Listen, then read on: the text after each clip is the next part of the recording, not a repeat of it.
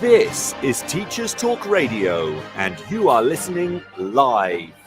Tune in live at ttradio.org, or to join in the conversation, download the Podbean app and search Teachers Talk Radio. Follow the hashtag TTRadio.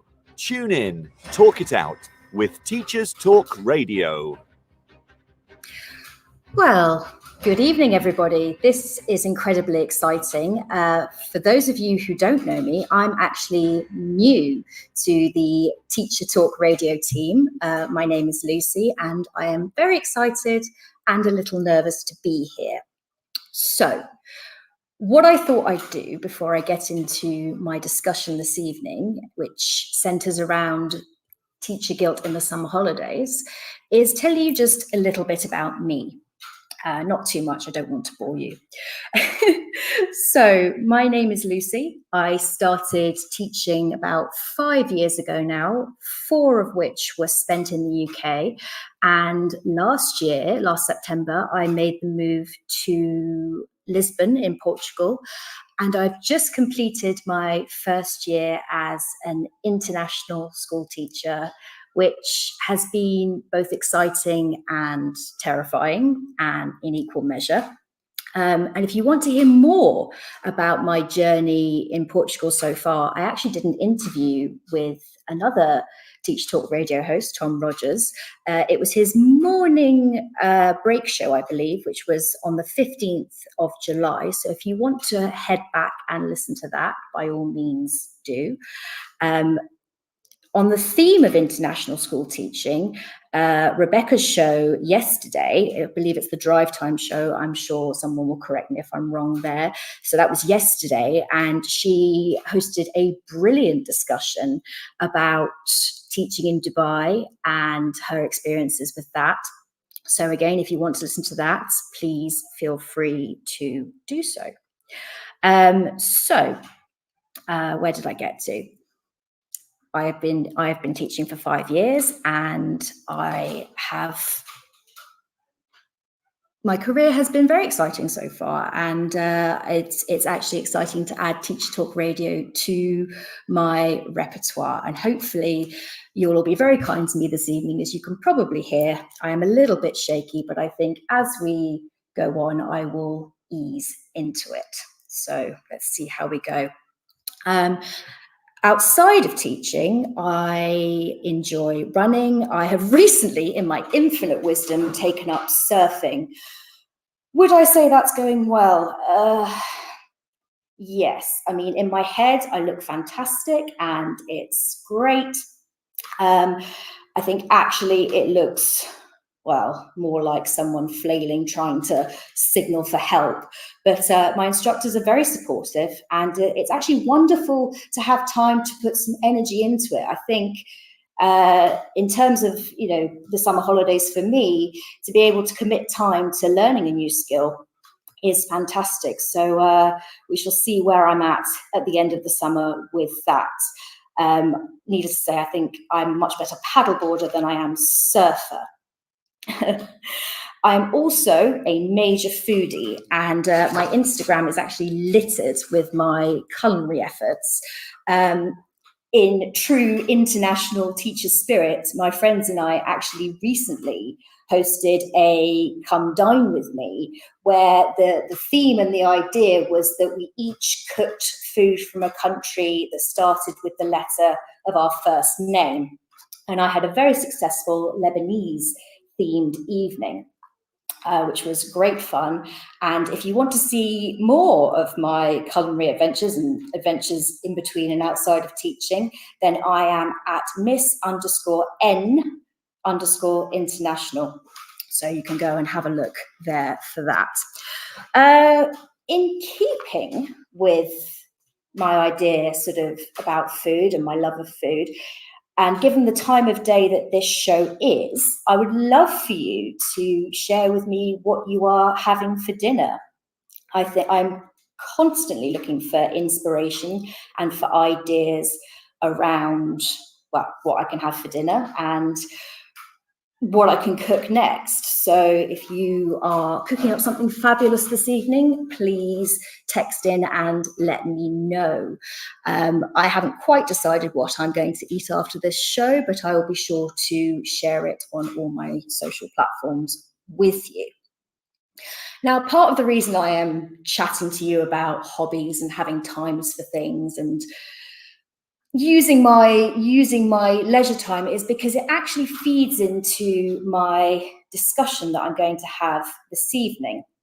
And so now it's summer, I'm sure that many of you feel that you do have more time to do the things that you enjoy, or at least you've eased into the holidays. Some of you, I know I've been off for a while now, but some of you are still very early on in your holidays.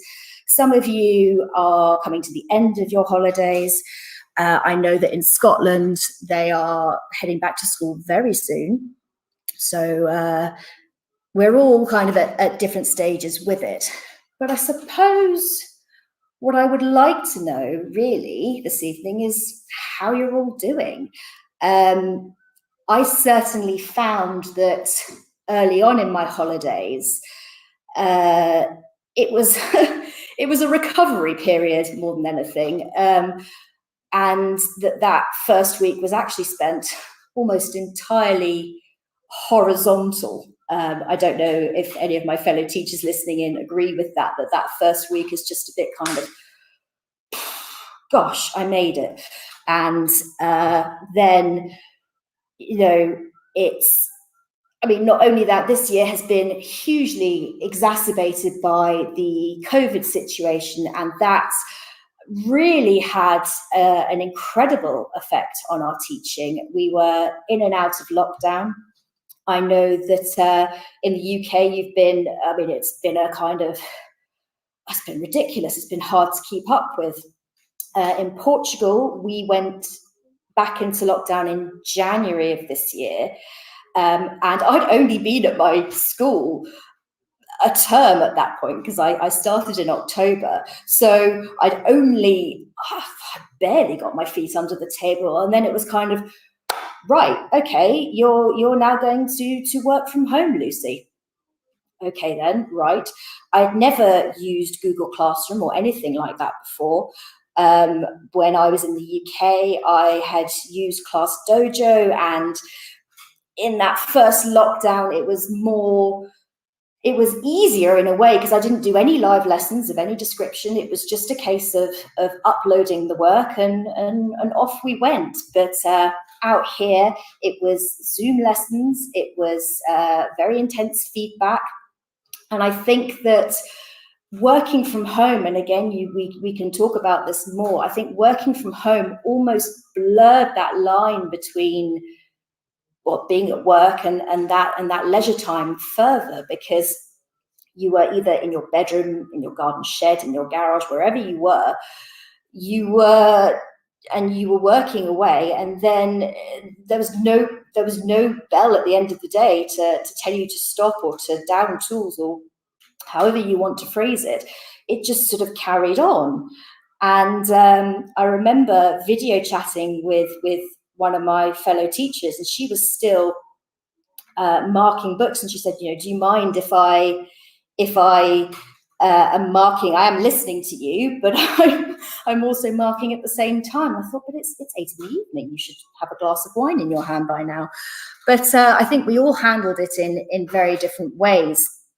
And then, of course, once lockdown eased, we in Portugal certainly, and I think in the UK as well, we went back to school.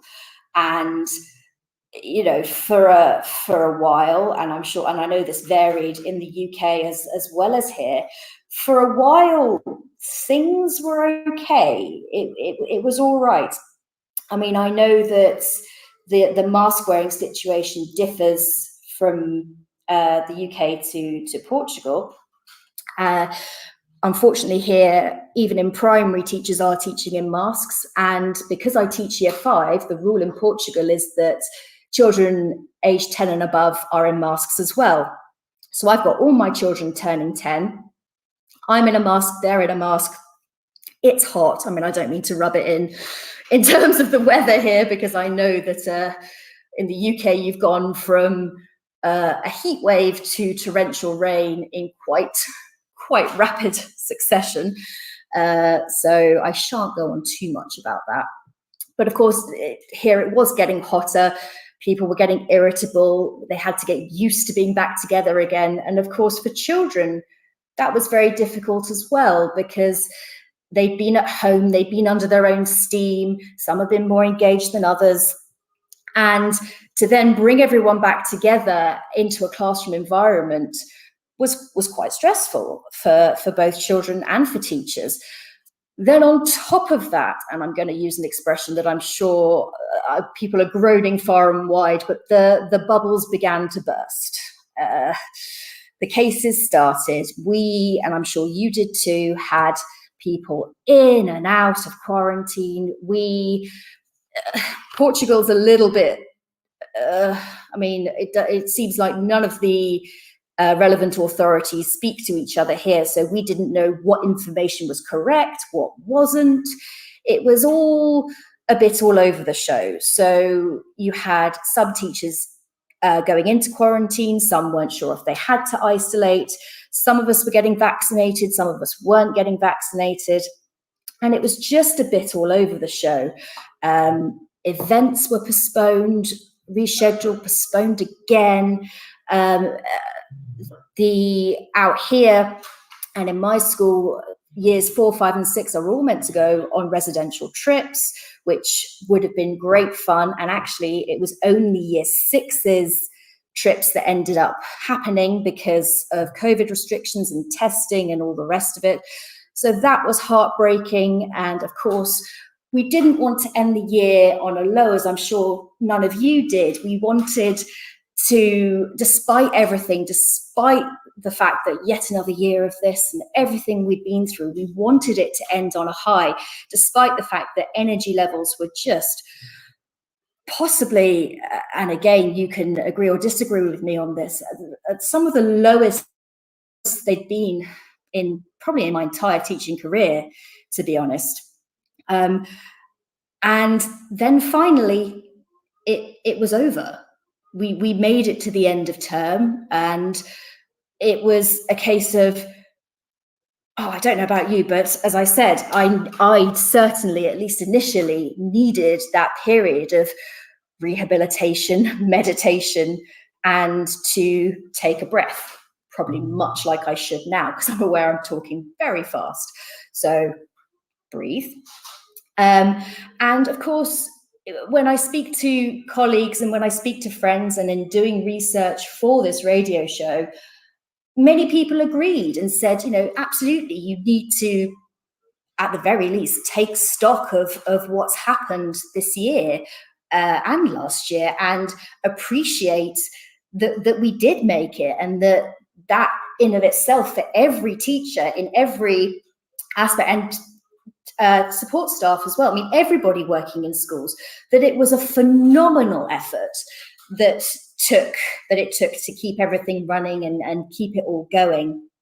And just to suddenly come to an abrupt halt, it's a bit sort of, okay, right. And then once you've gone through that recovery period and that sort of, I don't know about you, but I think it took longer than a week for me this time. It sounds awful to say, but I think there were days where I almost kind of didn't draw the curtains. That sounds dreadfully depressing, but I just needed to be alone with my thoughts for a bit. And again, I don't know, some of you may agree or disagree with that approach. But then, of course, once you've taken a breath and calmed down and slept and dealt with everything, then there is the matter of the 6 to 8, sometimes more, weeks stretching out ahead of you. And I suppose what I want to know from you this evening as well is, how are you spending your time? Are you enjoying guilt-free leisure time, family time? Have you taken the chance to do things that you've been putting off or just haven't had the energy or time for?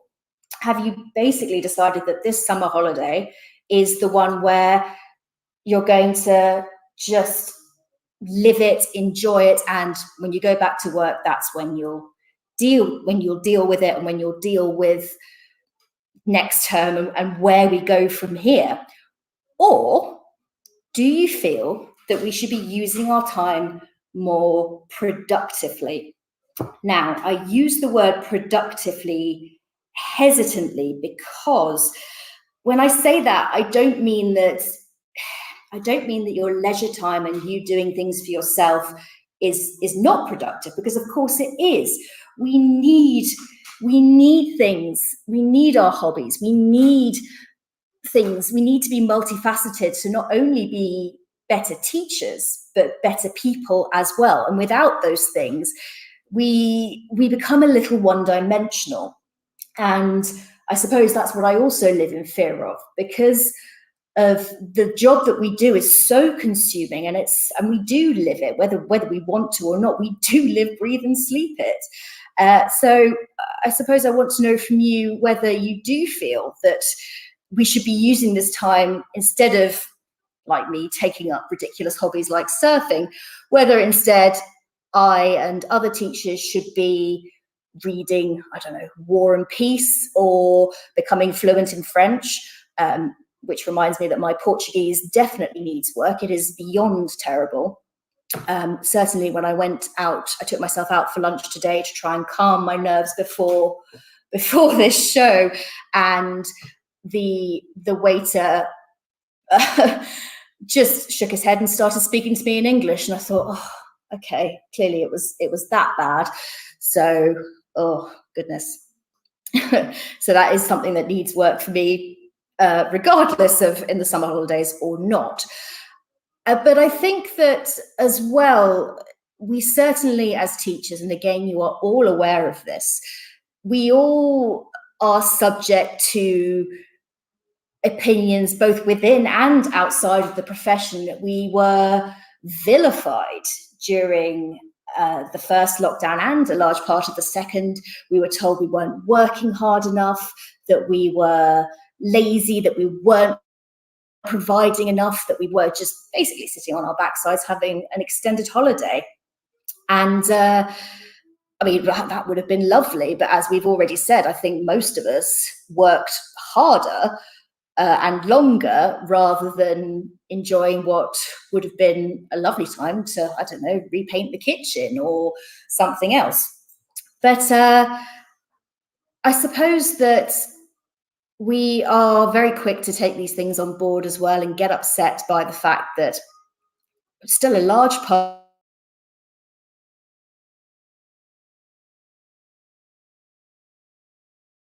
and the emotion that it does take, and that we do almost earn, I suppose we do earn the right to have a bit of time off and have a bit of respite. And I suppose what I want to know from you as well is how you feel about the negative opinions that maybe come your way. And I'm sure you've all got friends who have said to you, oh, well, you know, you've got long holidays, or, oh, well, you know, I envy you, and da, da, da, da, da. And I'm sure that you have your own clever and witty replies. I just tend to, and it's probably the wrong thing to do, but I tend to just sort of and wander off from these conversations, when actually probably what I do need is some kind of witty response, or at least something to shut down those negative opinions. But what I'm going to bring my lovely guest on this evening to further talk about is whether this guilt is right or wrong, whether we should feel it. And after I have played the news, she is going to join me, and I'm hoping she is ready and waiting. George, I hope that you can hear me and that you are ready to call in just after the news. Give me a nudge and let me know that you are ready and waiting to chat to me. Okay.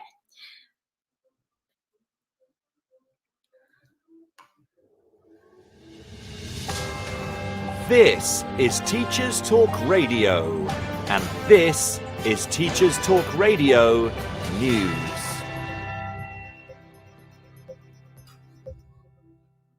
This is your latest Teachers Talk Radio News with Gail Glenn.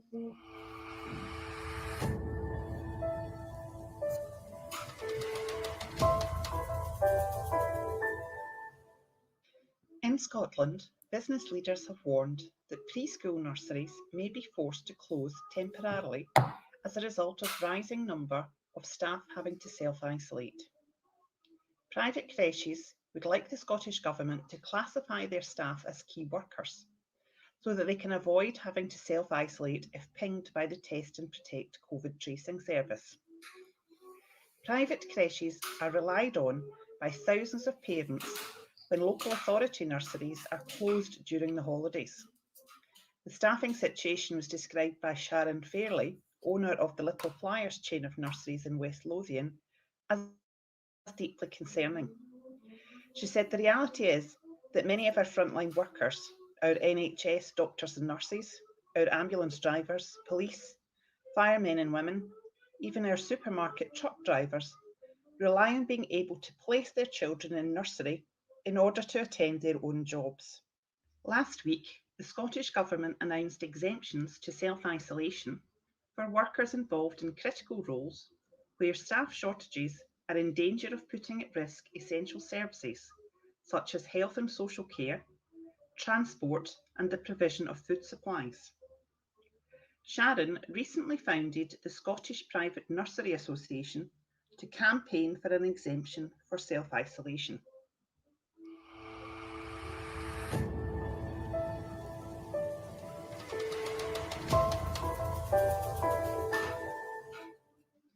A poll of 3,221 teachers in England, carried out by Sutton Trust, found that 23% of teachers working in private schools said that they had been pressured by one or more parents over their child's grades during the past academic year. 11% of teachers working at schools in disadvantaged areas had been approached by parents, compared to 17% in the most affluent state schools, evidencing a social gap between state schools. The views of 497 UK students were also looked at by the Sutton Trust report, and 22% felt that their grades would be worse than in a typical year. Erica Holt-White, the Sutton Trust Research and Policy Officer, said, "This year's assessments were never going to be perfect, and it is likely that we will again see students left unhappy with their results.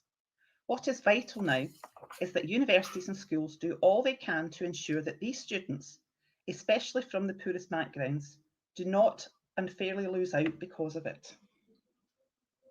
This has been your daily education news briefing.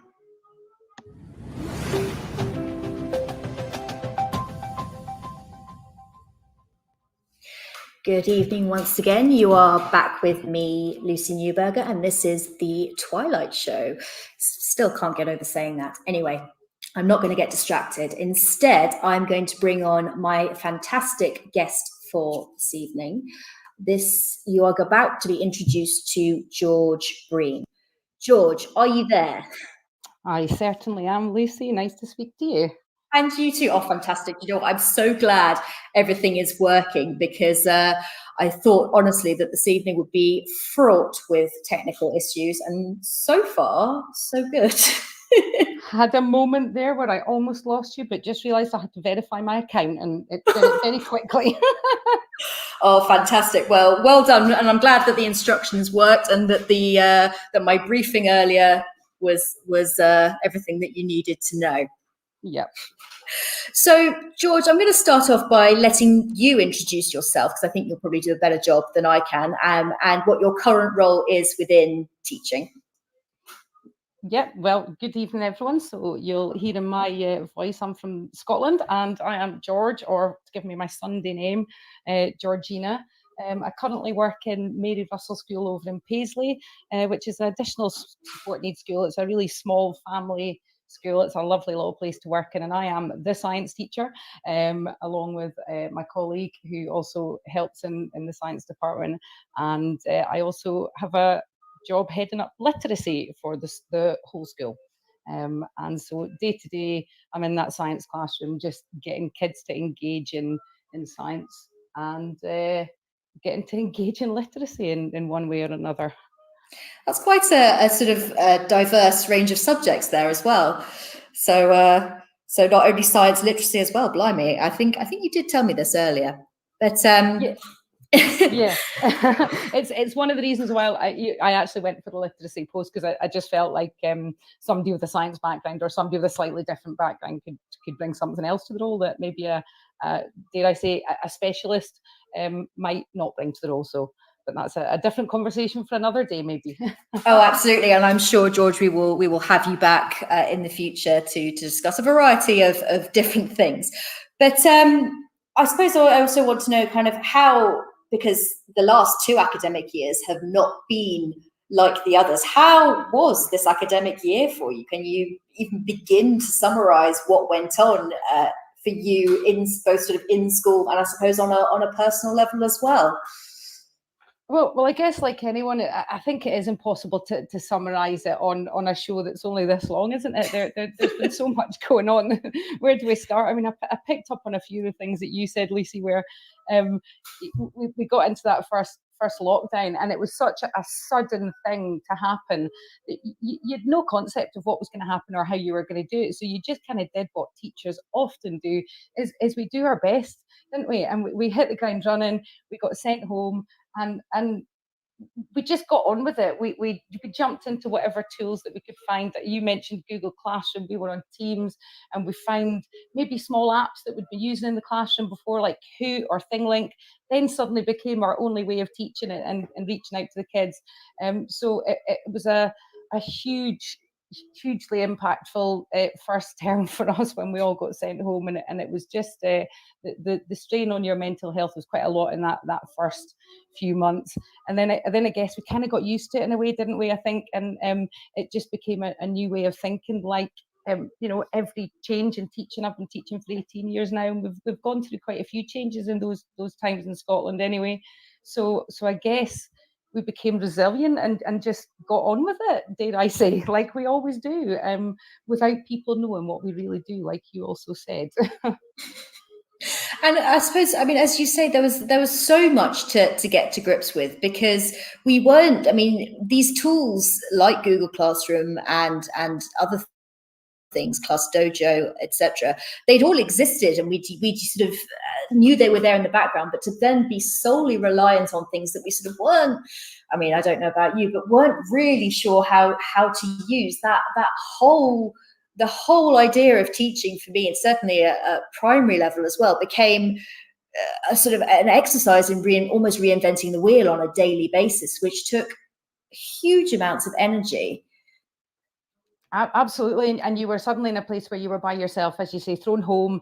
I mean, I say by yourself, figuratively speaking. For me, I was in a house with my 3-year-old Ella and her dad, who happens to work from home on a daily basis.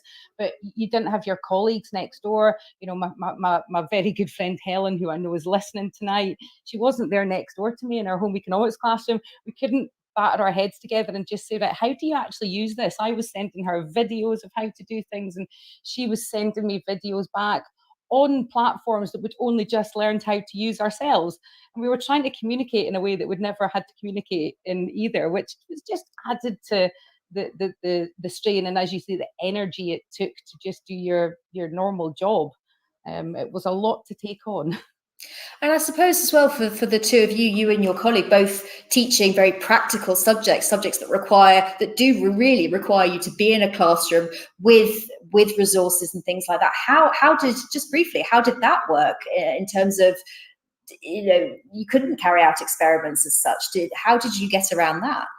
Yeah, well, I certainly, I mean, from Helen's point of view, Helen's learning curve was massive, and she actually just dived into it head first and started making videos from her own kitchen.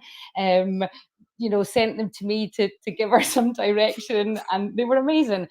I used them with my wee girl, and we were baking cupcakes from home. So for home economics, I think it was a really brilliant thing. It actually brought families together in some cases, and allowed Helen to upscale herself in things that she'd never done before, and is actually since using quite well in the classroom, like the visualizer and some of these tools. Science, I suppose it gave me an opportunity to develop some of the tools like Flipgrid and just have a bit more of an interactive look at science in the home, try and get the kids to engage in that everyday life that I do in the classroom anyway, but sending them home with me sending videos of instructions on what to do, and just trying to keep getting them involved really, which is what we all tried to do, probably very similar to what you did with your kids. At primary level, it's practical, it was family learning, it was get everyone involved if you can, because we were all in the same situation. We were all trying to work at home, so we needed it all to fit in together for everybody, us and the families that we were trying to get the work home for.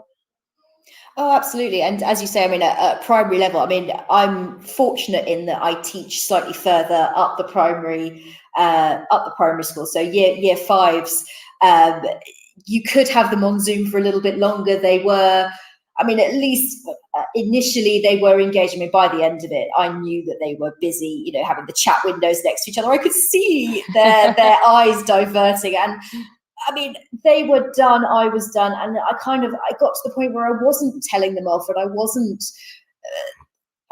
sort of getting cross with them, because they were trying, and they were just fed up with it. And I think that they wanted so desperately to just be in school with their friends rather than being taught by their teacher in their bedroom, which was just a very odd concept for all involved. Absolutely, yeah. The being in their private space and them being in your private space, I think, was one of the most tricky things to deal with, wasn't it? And that crossover, as I say, my wee girl was often involved in lessons, and I don't know if that was always a good or a bad thing. And I think I said to you earlier on, we were chatting, it was that crossover, and you mentioned it earlier, between work and your home life just melding into one. Pupils messaging you at 6 o'clock at tea time, and your wee girl, Ella's saying to me, "Mummy, get off your phone, stop working, please." But your phone became everything, because that's what the world we live in. So it was there, and it was buzzing at you at whatever time, whatever was going on in your house. So that crossover became quite difficult, I think, for everyone to deal with as well, didn't it? Oh, yeah. And certainly for me as well, it wasn't just the children, it was more the parents who were terribly concerned about the feedback that their children were getting. And I think this is something that maybe I wasn't prepared for, going from the British state system into a international fee paying system, in that I knew that that there would be a sort of different kind of accountability, and that I was answerable in a different way. But they certainly came after me at all times of day, saying, where's the feedback for this? Why haven't you marked this, etc. At all times of day. And it became a little bit much. Certainly, I mean, I was living alone at the time as well. I'd wanted all my life to live by myself, and that was great. But then when lockdown happened, I was in a new country. I was by myself, teaching in a new school with people I didn't know particularly well, and trying to kind of organize things remotely. It was exhausting. It was all quite a lot. Mm-hmm. But I appreciate that. We're sort of talking about things that aren't quite related to what I wanted to talk about today, but it's important as a background to what we are going to talk about, which is, I suppose, what I want to know from you is how, when that term finally ended and you thought, oh gosh, I've done it, what was your initial feeling going into the summer holidays? Were you relieved? How did you feel? Well, I listened to you earlier on, and I had a little dream when you said in week 1, you spent a week recovering. And it kind of, I rightly smiled and thought, oh, how lucky you are, Lucy. My daughter is born on the 28th of June, the same day as my best friend from forever. And so the 28th of June is usually one of the first days of the Scottish school holidays. So I broke up from school early this summer and immediately had to then organise a toddler's birthday party. So what can you feel? I don't stop. I didn't stop, but I certainly very quickly, once no, hang on, I'll rewind a little bit. I left the classroom a good couple of hours after the whole of the rest of the school. I find that first few hours of the holiday quite a tricky one, because as a science classroom, especially in the school I'm in at the moment, I'm the one who kind of has to take care of it. We don't have a science technician. So it may sound trivial, but there's a lot of plants and bits and pieces just to finish off and tidy up in the classroom. So I kind of get all that sorted, and I spend my 2 hours tidying it up. And then I kind of stood in the middle of the classroom and went, and I took a deep breath and then went for a coffee, then picked up my wee girl and started the summer holidays. So my brief 10 minutes of breathing to recover felt lovely. And then we just hit the ground running again in this house. So, I mean, would you describe it as almost different energies, or just different hats that you take off and put on? Or because I suppose, and I know we talked about this earlier when I said to you, I have the luxury of being a single person, in that, my time is my own when I'm not at school. It's kind of, I'm only answerable to myself, and I almost forget that actually that's not everybody else. That's not most people. That's not most people who I work with. That's not most teachers. I'm one of sort of the few who I work with, certainly, who can pretty much say, right, okay, I am going to watch appalling number of hours of Netflix. I mean, I shan't even begin to tell you what I've been watching, because it's too embarrassing. But I know, again, I can almost sense the knowing smiles from some people who are thinking, yes, I have binge watched the entirety of Love Island, and you're not going to judge me for it. And no, I don't, because I've done the exact same thing. So we just binge watch Paw Patrol here, so it's just different levels, really, isn't it? But would you say it is that kind of, okay, right, teacher hat, I'm hanging that up for now. Now I suppose I know you do both on a constant basis, but do you feel that kind of one sort of, that your kind of parent hat sort of is more permanent when you're on holiday? On holiday, yeah. I mean, I think it's interesting, because I've always had the attitude, since having Ella, that we do still just get up and go and do whatever we want. So she's got the advantage that she has a very active mom, and I suppose you said, is it different hats or different energies? I really like that analogy, because I think you probably hit the nail on the head with the different energies.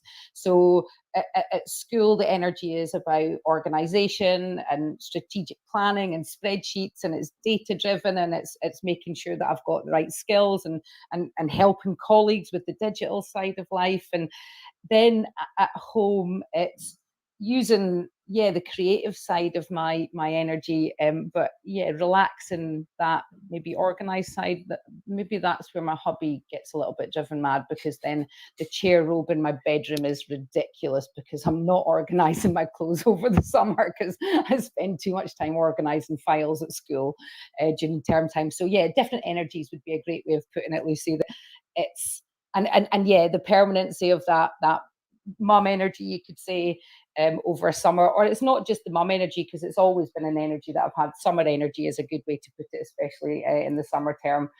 I've been an expedition leader over summer. I've taken my dad up Kilimanjaro when other people take their dad to the Morrison's Cafe for a cup of tea on a Sunday afternoon. So the energy that I have is constantly there. But there's different types of energy that are maybe relied on over the summer or over any holiday, really, because I need to use that energy, but I also can't stop physically myself anyway. Well, so good grief, George. If I didn't feel guilty before, I certainly do now. I mean, as I said to you, wacky hobbies, yes, I have taken up, but scaling Kilimanjaro is on another level. And just the way you said that, I was just like, God, blimey, that is unbelievable. Just as a that's what I'm going to do this summer. Brilliant. Yeah, it's when you drop it in, that you've done it twice, and once with a bunch of teenagers and once with an OAP, and you start to sound a little bit cocky, but I don't mean to. I'm just a busy girl. Well, I'm in Yeah. awe. I don't think there is anything cocky about that, and I'm sure people listening would say the exact same thing. That is incredible. I mean, the only thing I have scaled this summer, I went on a hiking trip with, actually 4 of us are teachers. 2 of us work in the same school, and the other 2 work in other international schools. And what was lovely actually is that we scaled various hills, and I wouldn't say they were mountains, they were more hills in Portugal and in Spain. But we didn't talk shop once, actually, looking back on it, which was great. And I suppose that truly meant, in a way, that we had checked out and we were just enjoying where we were and what we were doing, which I suppose is the whole point in a way. Absolutely. And I think in order for us to go back after any holiday, whether it's the summer term or the Christmas term, you have to feel refreshed, because you are physically and mentally drained as the term goes on, and I mean that in a good way, because you give all your energy and you give everything to the children that are in front of you, the problems that you encounter every day, the backgrounds they're coming from, and whatever the pressures at home, whether it be the international school, maybe they're away from home, maybe they've got pressures to be a certain way, those children rely on you to be their support, and that can drain you as well. So I think when you get to the point in the summer holidays when you don't talk shop, you're not talking about kids, you're not talking about the next planner or the next department plan or school improvement plan, I think that's a good place to be, because it means that you're looking after yourself. And there's a lot of people who I really admire and surround myself with on Twitter, because they're about that self-care. And I don't mean that in a sort of new age hippie way. I just genuinely mean you've got to look after yourself, because nobody else is doing it for you, genuinely. And in that way, you have to make sure you recharge, and whether that be like, well, you mentioned paddleboarding and surfing. I bought an inflatable kayak this summer, and have a paddleboard on loan from my mate who's just had a baby. So yeah, we're the same as you. It's getting out, it's breathing in that fresh air and going, oh, it's okay. We can release now, and maybe just stop putting that act on a little bit as well. And I think, interestingly, you are much further ahead in your career than I am, and I think, even still, I am 5 years in now, so it is starting to dawn on me that actually you don't have to be on high alert, and the world is not going to implode if you don't do a certain thing at a certain time. But I certainly think, certainly for teachers, and bless those who qualified and who were NQTs through this period, because that's hard enough on a normal year. My NQT year was quite something, and that was pre-COVID. But just to, I sincerely hope that they, of all teachers, are enjoying themselves and taking the time to take stock of everything that they've achieved this year as well.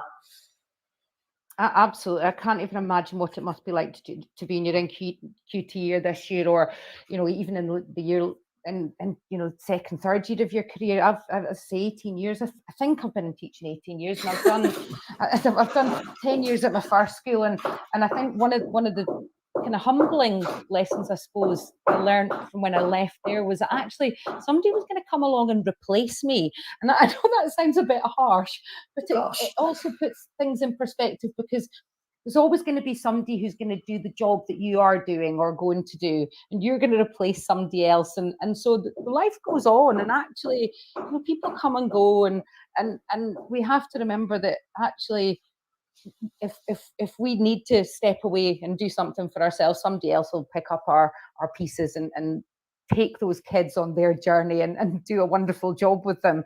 So sometimes I think we need to remember that, yeah, we're brilliant at what we do, and we do our best, but there are tons of us out there, and we all can support each other and do it together. And if we need a bit of time off and a bit of surfboarding, or come down with me's, or what else, crocheting or something like that, maybe, I don't know, let's do it. Binge watching some Netflix. I think we're all okay to do that. And so those NQTs are out there sitting there, and hopefully they are listening. And even yourself after 5 years, yeah, it's okay. Yeah. I think so. Right. Well, I'm going to pause us there, George, and just go to a quick ad break, and then we will come back and continue this conversation further, if that's all right with you. Absolutely. Wonderful. Thank you.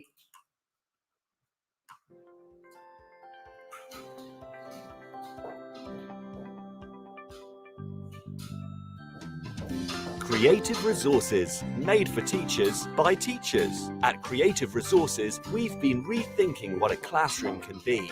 We've created a huge range of more than 2,500 original and exciting resources that span across more than 15 different subject areas. Whether you're looking for primary or secondary level resources, careers options, PSHE, arts or humanities, Creative Resources have the resources for you. We offer full curriculum packages and unique, challenging escape rooms themed on topics such as Shakespeare, Tudors, and fractions. We have quizzes, task cards, Tarsier puzzles, and lots more. Better still, more than 100 resources can be accessed for free. Just visit our website, www.cre8tiveresources.com. You can get 10% off any order you make on our website by using the discount code TT Radio. Creative Resources, made for teachers by teachers.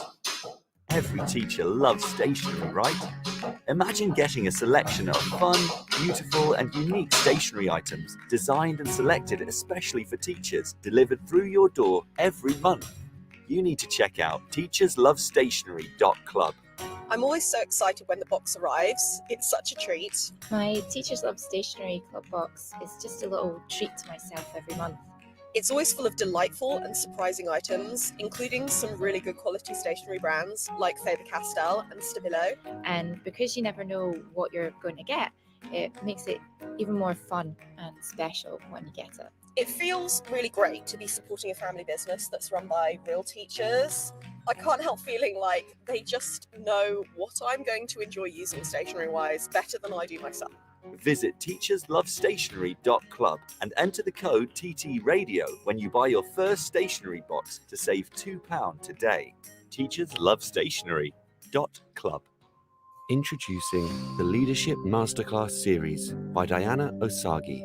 Learn how to ditch your fears and develop your leadership confidence. How to deal with difficult colleagues. How to thrive when you lead in a challenging environment. And how to get colleagues to buy into your vision. Join Diana for her online leadership masterclasses starting on the 10th of July and running all the way through the summer. These sessions are the perfect way to prepare and refresh for the next academic year and beyond. Book your place at courageousleadership.co.uk/events now. The first 50 leaders to sign up get an additional free mini coaching session with Diana herself. Don't miss this. Courageous Leadership Masterclasses at courageousleadership.co.uk/events. Oh, goodness me. Those adverts do end quite abruptly.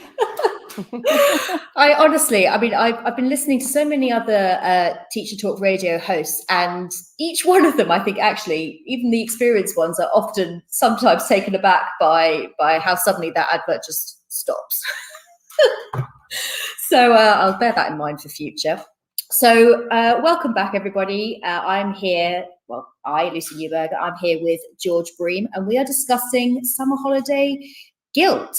And I suppose my next question to you, George, although I think we've kind of covered this already, is: do you feel any summer holiday guilt? Do you feel that that you should be doing, I don't know, learning another language? Or, I mean, I almost feel ridiculous asking you this now because of everything you've said to me. But are there any points in the holidays where you think, oh, maybe I'm enjoying myself a bit too much, or maybe I am having a bit too much fun. Maybe I should be doing a little bit of work here and there and getting ready for the next academic year?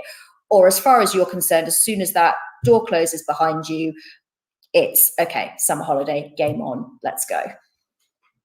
Well, with this, I thought I better check with my other half. I've got a bit of a bad working memory sometimes. So I said to him earlier on today, I said, what's your take on whether you think I have summer holiday guilt? Or, have I ever worked during the holidays? And his reply was, I think you did some marking once. And then he paused and said, yeah, but you got paid for it. So do I feel summer holiday guilt? Well, no. And I think, I don't think it needs to be a thing, really.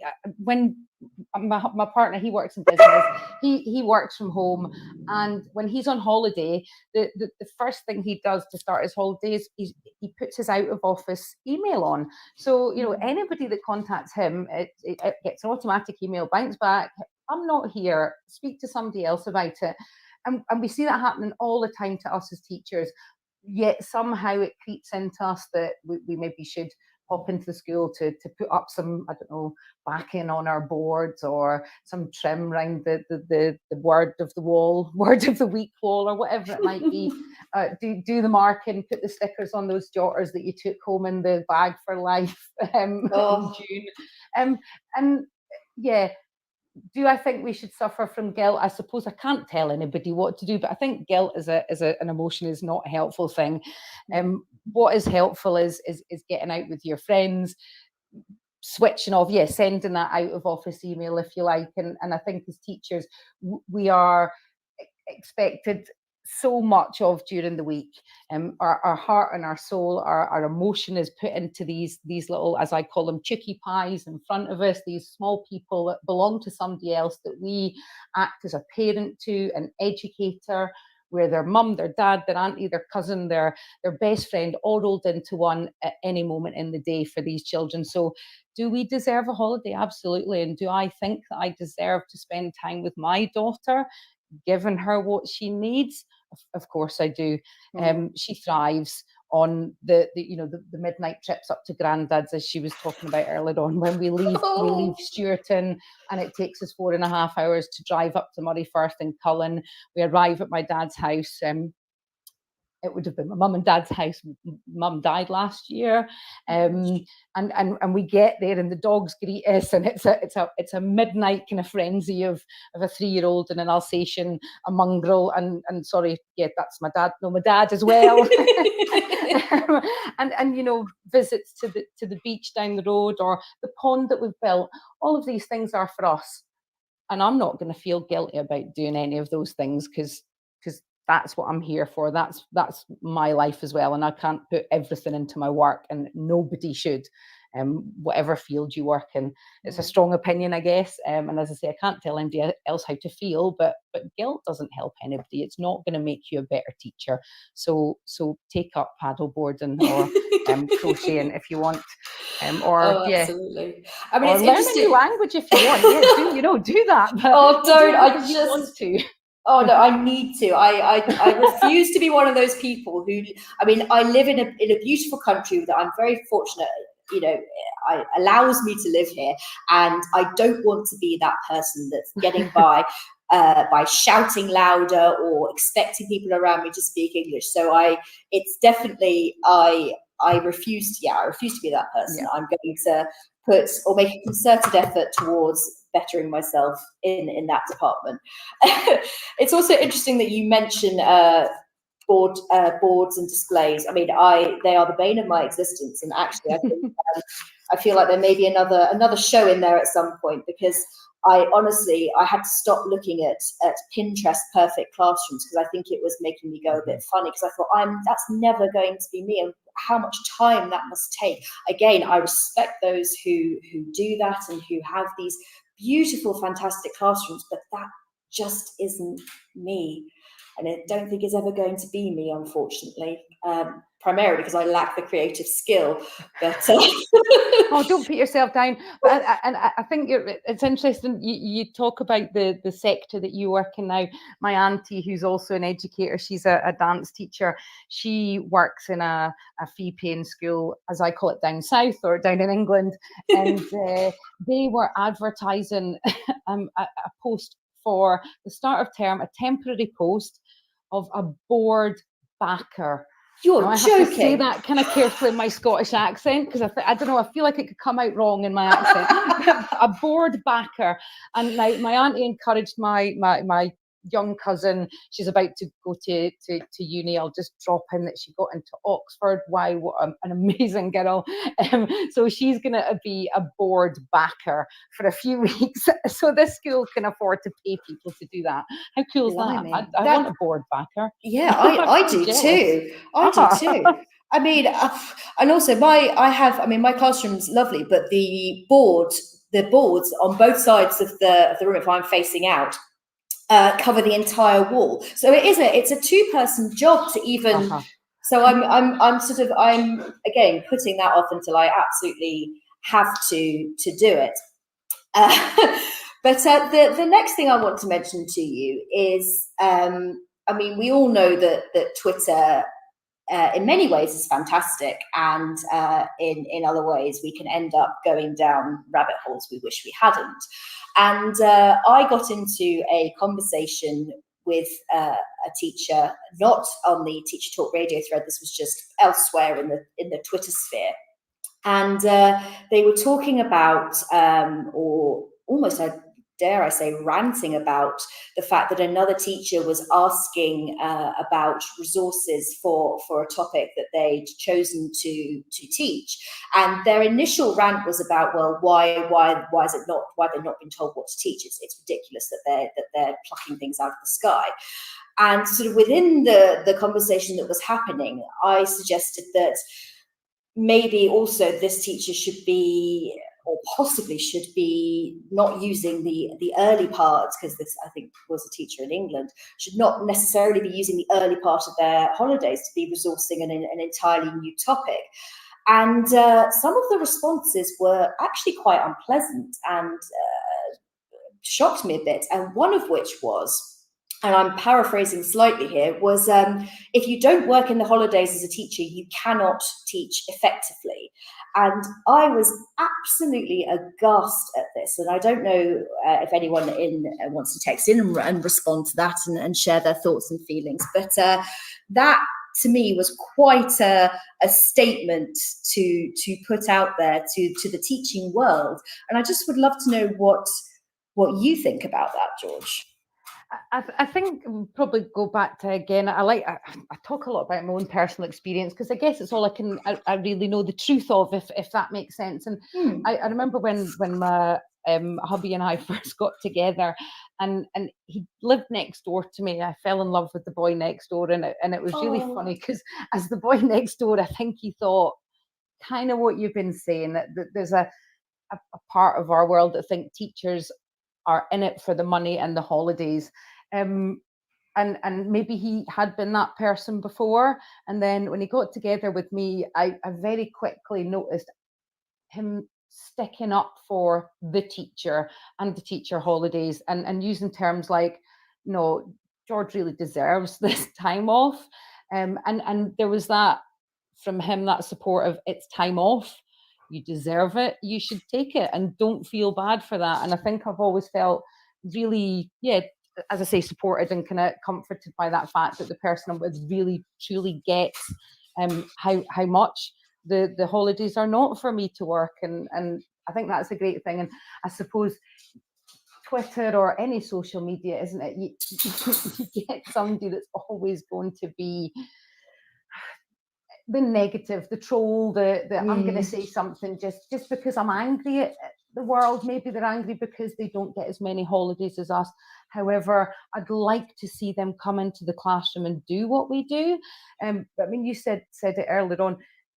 Do people really understand what teachers do? I think if you're not a teacher, your only experience of teachers is as a child.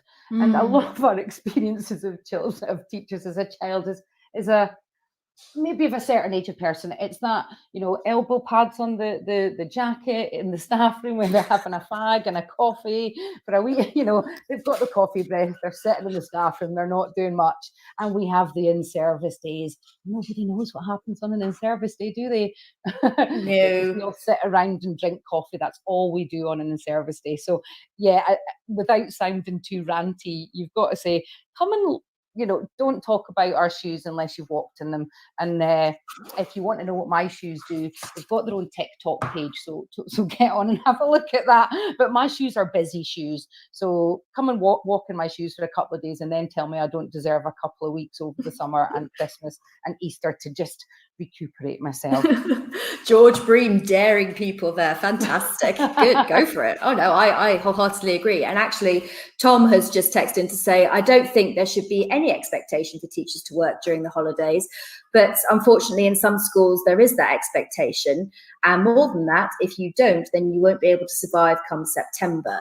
And I suppose, I don't really know where this idea has come from that you have to be so militant about your work during the holidays. I certainly, at least not for the last couple of years, I've never felt like I'm on the back foot. But also, I think that there would only ever be a certain amount you could do, because you don't particularly know the class you're getting. You don't. You can kind of.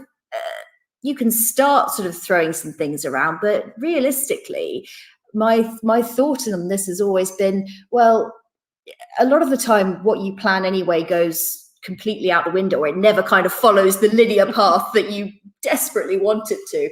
And I think that maybe this is me talking from a supply teacher experience, because I did a lot of supply where I walked in and on occasions have looked at plans and gone, oh God, okay, no, and have just done it. And maybe from that, I feel more able to do things without so much careful prep. But maybe some teachers are more into the planning way of things. And again, I suppose that's a whole other discussion that can be had on another show at another time. But this idea has definitely come from somewhere, and I know that in part it's in some cases why friends of mine, and actually there's a friend of mine, Sarah, listening this evening, who left the profession for well, it was one of many reasons, but because this constant pressure of people in her ear and in other teachers' ears saying, if you're not doing this, that, and the other, then you are not going to be an effective teacher, and you're not going to be able to do your job. Yeah, I probably, if I could try and think back to those early days of teaching, do I feel like now, I want to word this carefully, because I put a lot of effort into my job and into my teaching, and anybody who works with me, one of my deputies once said to somebody, don't try and keep up with George because you'll fail. She's like the coyote. It's kind of just, I run about, I do things, but yeah, often on the spur of the moment, because maybe something happened in the world that's ideal for a science lesson that day, or a kid said something to me in that lesson that made us go off on a tangent and do something different. Can I plan for those things? No. Can I be a professional teacher and know what we in Scotland call our experiences and outcomes? Do I know my curriculum? Yes. Do I know the policies of the school? Yeah. Can I refresh them over summer? If I wanted to, yeah, well, you could do a little bit of light reading. And I challenge anybody to tell me what planning other than lining up your highlighters and, as you say, making things pretty, which is fantastic planning. I kind of love that bit. I do like getting my Sharpie drawer in order. But can I do that in an in-service day when I'm having my lunch with Helen and having a catch up about our hilarious visit to Loch Winnock, where I lost a shoe in the sludge at the bottom of the loch? I think I can arrange my Sharpies on that day. Have I got anything at home that I can do for school? No, I don't, because I left it all at school. My plants will need sorted out, and that's probably one of the first things I'm going to do is put the kettle on in my classroom, sort my plants out, maybe pop the snail tank back in place if I decide to take them in on Thursday. And then I'm going to breathe, because this year, come Thursday, when I go back on our in-service day, like many schools, we're not 100% sure what we're going back to. So everything that was planned for this time last year kind of changed when we walked into the building, because everything's changing on a monthly, weekly, daily basis at the moment. So I think, especially this year, I think planning is just maybe getting your Sharpies in order and get your board backs done and make it look pretty. And then, as I say, breathe, listen to what your head teacher has got to say, and then get stuck in. And as you say, then teach and do what we do, which is do our best. Absolutely. I mean, I'm sitting here, it's funny because I think I've completely forgotten that I'm on the radio, and I'm sitting here nodding to myself like one of those nodding dogs, because I completely relate to everything you're saying. And the most I'm thinking about is, I quite like a new portable coffee cup because I don't have hundreds already. And actually, in my parents' house in the UK, because I lived at home before I moved out here, there is an entire cupboard devoted to my not only portable but also actual mugs, and I'm sure they're probably going to find their way here in a kind of smashed up box at some point saying, "This is the rest of your stuff, Lucy, can you please remove it from my house once and for all?" But another thing I wanted to talk to you about, and this has been something that was definitely discussed at my school here and actually went ahead, and it's the proposition of summer schools. Should we be running, or should schools be running them? And is there? And again, I have to choose my phrasing carefully, but we'll go with it. Is there an obligation for teachers to be particularly given everything that's gone on this year and the supposed, well, we know children have missed out on things, that goes without saying. But is there, or do you feel there's any obligation, and again, I'm careful with my phrasing here, for teachers to be running those summer schools? I know that for us, it was actually teaching assistants who ended up doing it because they wanted to do it for a bit of extra cash, because it was a paid thing. But should teachers, given everything we've done this year, should we then be giving up our time to run summer schools? I think on the whole, this is it's an emotional question, isn't it? And on the surface of it, I think the answer is no. However, again, when we spoke earlier on, I've said to you that my career involves expedition leading in the summer. So my throwaway comments about sort of taking a wee shot up Kilimanjaro, no, I'm a professional expedition leader during summer, and I've worked for World Challenge and Outlook expeditions. And so there was a time in my life where it was suitable, and I wanted to add on that. I suppose you could argue it was extracurricular summer school. Okay, yes, it happened to be 4 weeks trekking around Vietnam or India or Tanzania, but I was acting as an educator, as a that parent, that best friend, that pastoral leader, everything that I was in the classroom, but I was doing it in an overseas, far from home setting. And can I do that now? No. Would I be volunteering for a summer school if my school was offering it, and I didn't have my girl Ella? I might be. Would I want to give up more of my summer for the kids that I care so much about during term time? Possibly, if I was in a position to do so. But I'm not in a position to do so at the moment, because my holidays are really about my daughter at the moment, and my family time, not just my daughter, her dad as well. So is there a simple answer to that? I don't think there really is. Do I think the kids, well, okay, here's another way to put it, and I was maybe arguing myself into saying, well, no, actually, no, let's go back to no summer schools. If you worked in Morrison's or Tesco's, would we be asking those key workers to give up their holidays to come back and work in the checkouts for an extra couple of weeks because we missed out on some shopping? I mean, I know it's not as simple as that, but in one way it is, because the kids who, I'm going to use that phrase, missed out on education for this last year and a half, haven't missed out on anything, because they've lived through a global pandemic, and it's something that they're going to be able to talk about and will be talking about for their whole lives in one way or another. And so can we come out of this in a more positive way? They haven't missed out. Let's let them have their summer holidays. Well, we have let them summer holidays. We're not doing summer schools. We're going to go back next term, and everything's going to be fine. And the people from Morrison's won't have to come in for an extra 2 weeks to man the checkouts either. So yeah, okay, no summer schools for teachers, please.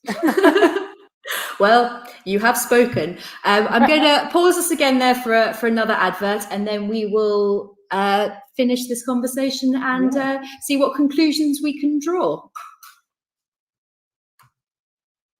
Every teacher loves stationery, right? Imagine getting a selection of fun, beautiful and unique stationery items designed and selected especially for teachers, delivered through your door every month. you need to check out teacherslovestationery.club. I'm always so excited when the box arrives. It's such a treat. My Teachers Love Stationery Club box is just a little treat to myself every month. It's always full of delightful and surprising items, including some really good quality stationery brands like Faber-Castell and Stabilo. And because you never know what you're going to get, it makes it even more fun and special when you get it. It feels really great to be supporting a family business that's run by real teachers. I can't help feeling like they just know what I'm going to enjoy using stationery-wise better than I do myself. Visit teacherslovestationery.club and enter the code TT Radio when you buy your first stationery box to save £2 today. teacherslovestationery.club.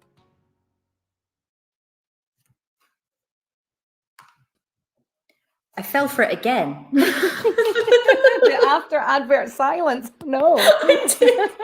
Honestly, well, at least now I know. At least now I know that they just both of them end quite sharply. So I'm guarantee you that next week the exact same thing will happen again.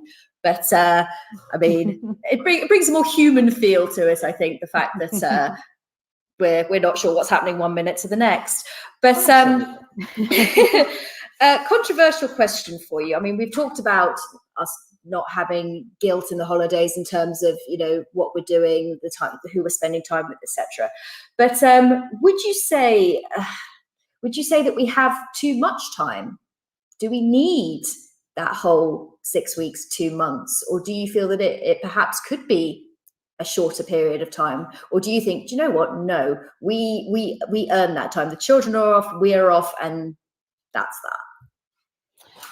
I mean, it's a difficult one to answer, I guess, when you've never left education. So I've been in the school holiday system and a Scottish school holiday system since I was, 5? I mean, I'm now 41. So, yeah, ask me a difficult question. We are deeply institutionalized, I think, at this point. A little bit. Oh my word. Are they? I mean, we're talking about the summer holidays. I have amazing memories of summer holidays, going right back to when I'd head off down to my Nanny Bream's house in Great Yarmouth, and I'd spend my summer popping 2 pennies into the slot machines, and occasionally getting a 20 pence piece to have a go on the crane game, you know, the one where you never get the toy, and so going right back to crab fishing off Cromer Beach, to fast forward to today when we've just spent the day in Clyde Valley Farm Park. Summer to me is about family time. It's about enjoying your local area. It's about jumping in the car and having a trip with your marmalade sandwiches inspired by Paddington Bear, or whoever it might be that you go away and have your family journeys with your, I don't know, you remember the little tins of, what were they called, the sweets that you used to have in the car, barley sugars or Murray mints, you know. Yeah. But then again, God, I'm beginning to realise that I'm beginning to sound like my mum did when my little brother was of a certain age and I was maybe a little bit older, because you get to a stage where your garden's really good fun to be in, and you're wondering, oh, I know what a perennial is now. I know that that's a plant that I can grow. So is summer ever going to be too short, too long? I don't know. It's just summer. I just enjoy it, and I get out and make every second count. And when I go back to work, the energy for work snaps back in, and you're going to find me in that classroom, as I say, preparing those plants, sorting out my Sharpies and getting my visualizer plugged in, and making sure my smart board, a brand new one that I got just before summer and I've not really had a chance to play with. I'll be in there and I'll be doing my best and getting ready for the kids to come back, and they'll be wondering what shoes I'm going to wear that day, and whether I'm going to have driven my wee girl to the nursery on her scooter or whatever. So I've totally lost it, forgotten what the question was. Length. It was to do with length of time, but I'm just length of time. Yeah, I love the summer holidays. Make them a bit longer for me. I mean, I was just enchanted by the picture you were painting of crabs and seaside, and it was just I drifted off. I was miles away in your little picture with you, so that was absolutely delightful. Again, I suppose I don't know how I feel about that either. Again, because although earlier on in my teaching career, I've never really left education either, apart from an ill-fated stint in PR and advertising, and the less said about that, the better. Just wasn't the industry for me. But I don't know. I think there are always, as we've very openly discussed, there are always going to be people who say you have too much time off. You know, there are going to be people who are going to be rude to us, whether it's out and about, whether it's at dinner parties. You're always going to get the joke of, oh, you go in at 9 and you leave at 3, and you spend half the year sunning yourself somewhere, in your back garden. And I think we're so used to it, and we just kind of either have to take my current approach, which is sort of nod quietly and walk away, or come up with a response that says, actually, do you know what? We work very hard. We were key workers as well during this whole pandemic. We put our time in, we put our energy in, and I almost kind of take a juvenile approach sometimes and want to say, I'd love to see you do it. I'd love to see you do my job for a day. And I don't know, maybe that could be an interesting social experiment that we could carry out one of these days. I wonder how that would go. Yeah, I think you've hit the nail on the head there. I think it's always very easy to criticise somebody else in another role. We've all done it where we've moaned at the parking guy who's given you the ticket because you've been on the double yellow lines for 2 minutes too long, which is 2 minutes too long, and then, or you've moaned at the waitress because she's forgotten your drink. I've been that waitress in the St Andrews hotels in the summer, and so we can all moan about somebody else's job and how much better it is for them. But until we walk in their shoes, we can't actually. We shouldn't be commenting. I'm saying we, the greater beings that live out there, humans. Give us a break. Yeah, we look after and educate, because it's not just about education, as we know as teachers. We are everything to them. As Helen's just WhatsApped me then and said she's their granny. She's not that old. She's not quite old enough to be their granny yet. But Helen, bless your soul. We are more than just educators to them, because we're role models to them. And yeah, so like you say, challenge anybody to come and be in our shoes for a couple of days and then say we don't deserve our holidays. So yeah, come and see what we do and then tell us we don't deserve it. But until then, shush and go away quietly. I have to say as well, you mentioned interactive boards, and I'm very jealous because mine died partway through summer term, and I had to go back to it sounds ridiculous to say, but the old-fashioned way. I was writing loads of stuff on the board. I was printing stuff out and sticking it up on the walls. And to be fair, the children were very, very good about it. They were more hacked off at the fact, because I promised, this was around the time that the Euros was on, and I'd sort of promised them that if we get a lot done in the mornings, it was very much towards the end of term. If we get enough done in the morning, I'll have the football on in the background in the afternoon. Of course, I couldn't do that because my board decided it was not going to cooperate. So yes, very much hoping that everything's going to work, because again, I suppose that's another conversation that we as teachers could have, which is, are we too reliant on the tech in our classrooms? Could we really go back to the old-fashioned way? Oh, there's a balance, isn't there? I've got my lot throwing boiled eggs out of windows with parachutes attached, or trying to check out a satellite's path on the active board. There's so many ways to do so many things, and I think in teaching, I love that about the variety of life in teaching. You can go from one classroom to another, and as you can see anything going on in one day in one place that is so variety driven. It's great. It's a brilliant place to be. But no, we managed to have the board for the Euros, so we got to watch Scotland being beaten. Oh, but I suppose again that goes back to needing that time off as well, because that inspiration, we don't just pluck it out of the sky. It's very difficult to constantly think, right, okay, I'm going to do this way, I'm going to teach this that way, and I'm going to that energy and that inspiration has to come from somewhere. And I certainly feel that once I'm recharged, and when I do walk back in September, I do have those ideas, whether it's from something that I've done, or it's an anecdote I can tell them to illustrate a point, whatever it is, those experiences and those things that we are doing, and you've touched on it as well, enrich our teaching. We need those to make sure we are multifaceted and that we are interesting teachers and that we can relate to our children as well.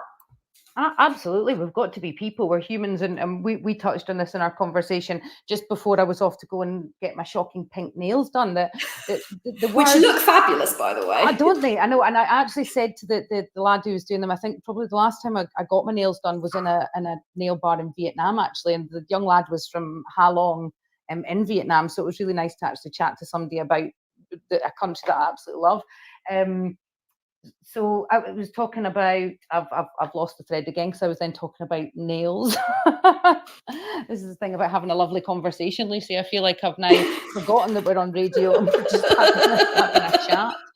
Well, interestingly, that's how when I was busy saying that I was worried I was going to word vomit for an hour and a half, I was told, I can't remember who said it to me on Twitter, I'm sure they'll identify themselves, but it said, just imagine that you're talking to your mum or to a friend. And I do feel that's kind of what we've done for the last absolutely hour and a half. Yeah, but it was about life, wasn't it? About those life experiences. And yeah. as you say, I think maybe, no, that's probably a generalisation. I was going to say maybe with primary teachers more so, but I kind of get that impression that project work and that way of telling a story around a topic and learning through that creativity has to be driven from you being an interesting person with interests and a variety of interests across the school. You can't have a one person fits all, because teachers are humans, and that was the point, wasn't it, that we were talking about? You hear people saying teachers this and teachers that, and we want teachers to teach this, and we want teachers to dress this way, and we want teachers to have these many holidays. Well,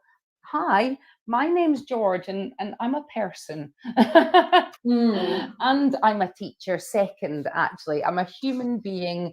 And, stop speaking about us like we're a bunch of robots. We are actually people who need to recharge, to spend time with our families, to enjoy the sun, to look out of our windows and see what we can do with our gardens, or take up a new hobby if we want to, or if we want to do some planning and some professional reading, let us do that, but don't try and make us feel guilty about it. Is where we kind of started with it all, wasn't it? This is there an expectation for us to do something? And no, we're people, so let us be people and do what we need to do as well. Well, you made me think of something actually interesting. One of my friends who I went to a cheese and wine evening yesterday, again with some teacher friends who all work in different schools, and one of them said to me, because I was discussing this radio show and what I was doing, and she said, often you'll hear people say, I am a teacher. And I said, well, what do you mean? And she said, well, no, you're a teacher, but that's your job. That's not your entire identity. And I think that, again, there is that idea that, well, no, you are a teacher. That is who you are, and that's it. And as we've said throughout the show, it can be one of those jobs that is all-consuming, and it can take over if you allow it to. I'll know that there are teachers who do end up in environments where that is the expectation. But actually, as much as it is, and there's so much to it, and we could go on and on and on, but ultimately, it is a job. It's not the entirety of who we are. Yeah, and I come back to that, as I say, sobering but humble thought that I had when I left my first post. This job will be advertised by now. They'll be looking at the applications for who's going to replace me in this school. And yes, I take my skills and everything that I've got into another school, and I become an integral part of that, because that's what we do as teachers. We become part of that family, and we do our best for that place when we're in it. But is that different from anybody else who's in any other job, who's doing the best they can in that job? My hubby, he works hard. He works from home, and he sits in the study that I'm sitting in tonight, and he puts his best in, and he deserves his holiday. And so I think as human beings, maybe we that respect to each and every single one of us is, we're doing a job, as you say. And although that job is a really, really important job with huge amounts of responsibility, it's still a job. and we have to be able to try and step back from that. I think to do that job well, just like we would expect our business leaders to do, just like we would expect our as I say, our supermarket staff and our service industry staff, we'd expect them to step back and have a break and have time for themselves. So why don't people expect teachers to do that too? Well, I think that is a perfect conclusion for us to finish our conversation on. George Bream, it has been an absolute delight having you on. Thank you so much for being my first ever guest on Teacher Talk Radio. You absolutely came to my rescue when I thought nobody would, and you've been a star. And I sincerely hope that I can have you back again to discuss something else on another time, on another occasion. I wish you the absolute best of luck with next academic year. But more importantly than that, please, please, please enjoy, and I know you will, your last few days of holiday with your lovely little girl. I know you will. And rock those pink nails, please. I will do. And it's been lovely talking to you too, Lucy. Thank you very much for having me on your first show. That was brilliant. Oh, good. I'm so glad. Thank you so much. So, wow, I am nearly at the end of my first show. That this has been a bit mind-boggling to be honest. So, where to go from here? I haven't actually decided what I'm going to talk about next week. I've got a few ideas rolling around in my head. I mean, certainly this subject has been very interesting, and I feel it is something that we will come back to, and I'm sure will be discussed again. But I think it's now time to tell you what's coming up after me. In fact, waiting in the wings, very excited for her first debut show this evening, is Libby Isaacs. She is doing the late show at 8 o'clock this evening, and I'm sure she will do brilliantly. So shout out to you, Libby, and good luck. And then following on from her later on this evening, we've got Rich Wrigley. Try saying that fast. Sorry, Rich, with the Late Show. So there'll be plenty to get involved with and enjoy after me. I want to thank everybody who has shown me huge support with this show, not only this evening, but in the run up to it. I've had my phone, I've actually had to move it away from me because it's been going bananas. I'm quite relieved that you can't hear it. I did remember to put it on silent before the show began, which is go me. I'm also, I should tell you, I'm actually not at home at the moment. I am dog sitting for some friends of mine, and I will post a photo of the beautiful Milu, who is currently and mercifully still sound asleep next to me. She did decide that she was going to bark just before I was going to go on air, and I thought, oh goodness me, I'm going to be in big trouble here because I'm going to have to move rooms, or I'm going to have to sit outside. But no, Milu, who now has just woken up. Hi, Milu. So she's been an absolute star. I also, I don't know if it's the neighbour opposite or the neighbour above, is quite the accomplished saxophonist. And he decided he was going to start up quite a jazzy little number just as I was about to go on air, and I thought, oh gosh, I wonder if the microphone's going to pick that up as well. But no, everything's gone really rather well. I'm just slightly concerned that I've talked at about 100 miles an hour for the last hour and a half. So I hope it's been a fun follow, and I hope you've all enjoyed listening to it. I've thoroughly enjoyed doing this, and I definitely will. Well, hopefully I'll be back again next week to discuss something else. Certainly many ideas have arisen just in this show alone. But yeah, so I'm going to toddle off in a minute. I still haven't decided what to cook for dinner. I'm desperately awaiting some inspiration from my fellow listeners and fellow Twitterers. So if you have any delightful ideas, please do send them my way, because I'd love to know what you're eating. I'd love to know what you're cooking. And otherwise it's probably going to be, I don't even know. I'm looking into the kitchen now, and it's looking quite tragic, to be honest. So we'll see. Well, that's it from me. I'm sure you're all a little bit relieved that I'm going to be loving and leaving you in a moment. But yeah, thank you again, everybody. It has been an absolute pleasure, and I will see you all again next week.